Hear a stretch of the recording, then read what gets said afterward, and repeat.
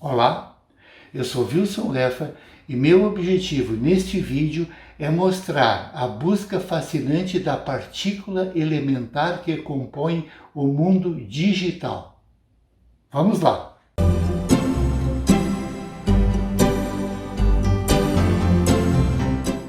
Hoje vou falar de uma diferença fundamental que existe entre o suporte analógico e o suporte textual digital. O suporte textual analógico mais conhecido é o papel, que é feito de matéria. O papel é um elemento físico, dá para pegar com as mãos, dobrar, cheirar, rasgar, ficar com tinta nos dedos, etc. O suporte digital, por outro lado, é feito de luz. O mais conhecido é a tela, seja ela da televisão, do computador ou do smartphone. A tela é um suporte com luz interna para projetar o texto, ao contrário do papel, que precisa de uma iluminação externa para ser lido. Entre papel e tela, ou seja, entre matéria e luz, existe um verdadeiro abismo, que vou resumir aqui. O que parece impossível de se fazer com a matéria, chegar a uma unidade indivisível, fazemos naturalmente sem qualquer esforço no mundo digital, onde temos como unidade indivisível o que chamamos de dígito binário, conhecido por bit. O bit não é algo que possa ser visto ou fotografado, ele faz parte de uma realidade binária que é basicamente uma relação entre opostos.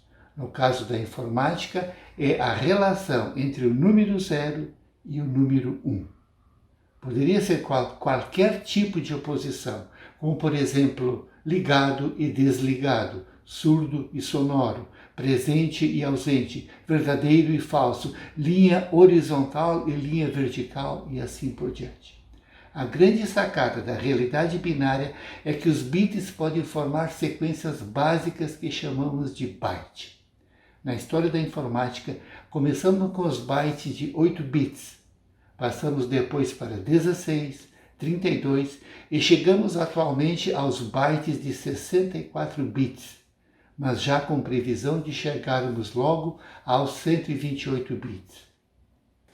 É a partir dessas sequências que construímos o mundo digital, ampliando e combinando sequências para capturar a realidade que nos cerca, seja a Odisseia de Homero, a Nona Sinfonia de Beethoven ou a Mona Lisa de Da Vinci. Como os bits e os bytes são feitos de luz, eles podem ser facilmente modificados para produzir os resultados que a gente deseja. Vamos supor que você esteja lendo na tela do computador e descobre de repente que não gosta do fundo branco. Não tem problema. Você pode inverter as cores ou usar um outro tema. Esqueceu os óculos e prefere um tamanho de letra maior? Não tem problema. É só aumentar o tamanho da fonte. Não gosta da fonte que está usando? É só escolher uma outra. O texto está em uma língua que você não conhece? Peça para que seja traduzido para o português. Prefere ouvir o texto em vez de ler com os olhos? Peça para que o sistema leia para você. O mundo digital é extremamente moldável, adaptável, automaticamente responsivo ao suporte que o sustenta, ou ao meio em que ele se encontra. Se a luz ambiente estiver muito intensa e suas pupilas diminuírem, a luminosidade da tela aumenta para proporcionar uma leitura mais confortável. Se você lê à noite, o filtro de luz azul é acionado para aumentar a temperatura das cores e não prejudicar o seu sono. Estamos aqui falando do seu lugar como leitor, recebendo o texto que está à frente de seus olhos. Só que no mundo digital, Além de ser um leitor receptivo, você pode ser também um leitor participante, interferindo, agindo sobre o texto. Pode brincar com a idade de celebridades, transformar pessoas em animais de estimação, brincar com as obras dos grandes artistas. Existem também muitos exemplos de transformação na literatura, principalmente na literatura infantil. Temos a fera e o sapo que se transformam em príncipes, embora nem sempre com sucesso garantido. Muitas crianças acham a fera mais interessante antes que se transforme em príncipe. E a história do sapo é ainda mais complicada. Quem garante que o príncipe não vai caminhar aos pulos como se fosse um sapo? E quem garante que não é a princesa que vai se transformar em sapo? Ah, professor, o senhor está divagando, fazendo digressões, viajando na maionese. Te acalma, Frederico. Foi só um pouco de alívio cômico. Vamos adiante.